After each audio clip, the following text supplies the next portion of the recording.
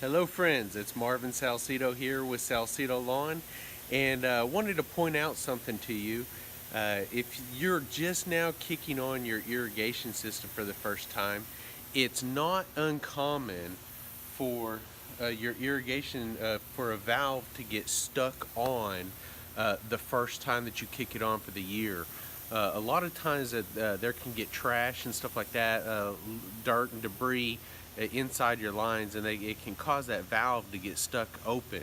So even though the time runs out on the clock, your irrigation system will continue to run, and it'll just keep watering just like this one is here.